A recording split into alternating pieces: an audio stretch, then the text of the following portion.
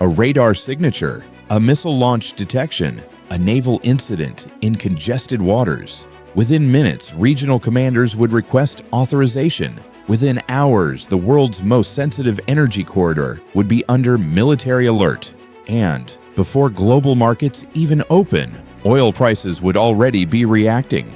A direct war between the United States and Iran would not be a repeat of Iraq in 2003. It would not resemble Afghanistan. It would be faster, more technological, more regional, and economically global from the first hour. To understand what happens next, we have to understand what this conflict actually is. This rivalry did not emerge overnight. It hardened over decades, from the 1953 coup in Iran to the 1979 Islamic Revolution, to the hostage crisis, to sanctions regimes, to nuclear negotiations, to proxy conflicts across Iraq, Syria, Lebanon, and Yemen.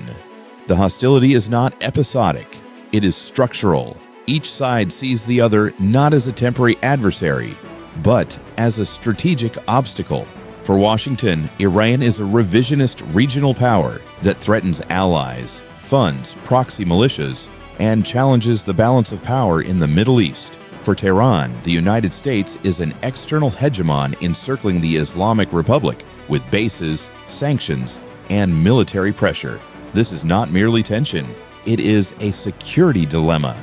If war begins, the United States would likely move first with overwhelming conventional force. Carrier strike groups already operate in and around the Persian Gulf. Long-range bombers can deploy from outside the region. Stealth aircraft such as the F-35 are designed precisely for suppressing integrated air defense systems. The opening hours would focus on air superiority, disabling radar networks, missile launch sites, command and control nodes, and naval assets capable of threatening shipping lanes. The objective would not be occupation. It would be degradation. Degrade Iran's ability to retaliate effectively. Degrade its missile infrastructure. Degrade its naval threat in the Strait of Hormuz. But Iran's strategy was never built around matching the United States plane for plane or ship for ship. Iran's military doctrine is asymmetric by design. Tehran possesses one of the largest ballistic missile arsenals in the Middle East. It has invested heavily in anti-ship missiles, naval mines, drone technology, and fast attack craft swarms capable of harassing larger vessels. It also maintains influence through non-state actors across the region, in Iraq, Syria, Lebanon, and beyond. If struck, Iran would not attempt to win a conventional war. It would attempt to widen it. Missiles could target U.S. bases in Iraq, Qatar, Bahrain, or Kuwait. Proxy groups might activate simultaneously. Israeli cities could come under pressure if Hezbollah becomes involved. Shipping through the Strait of Hormuz, a narrow maritime choke point through which roughly 1/5 of the world's oil supply passes, could be disrupted by mines, drones, or missile fire, and that is where the war becomes global. Even a temporary closure or partial disruption of Hormuz would send shockwaves through energy markets. Oil prices could spike dramatically within hours. Insurance rates for tankers would surge. Global shipping costs would rise. Inflationary pressure would ripple outward from Asia to Europe to North America.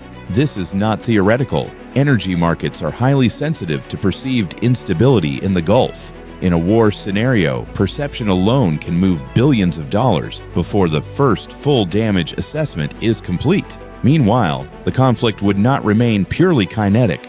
Cyber operations would intensify. Both the United States and Iran possess offensive cyber capabilities. Financial networks, energy grids, logistic systems, all could become targets. The first visible signs of escalation might not be explosions on television screens, but localized blackouts or unexplained system failures. Modern warfare rarely confines itself to one domain. Air, sea, cyber, space, each becomes interconnected. Regional actors would immediately reassess their positions. Israel views Iranian strategic capabilities as an existential concern. If it perceives that escalation threatens its security directly, it may not remain a passive observer. Gulf states would quietly support U.S. logistics while bracing for retaliation.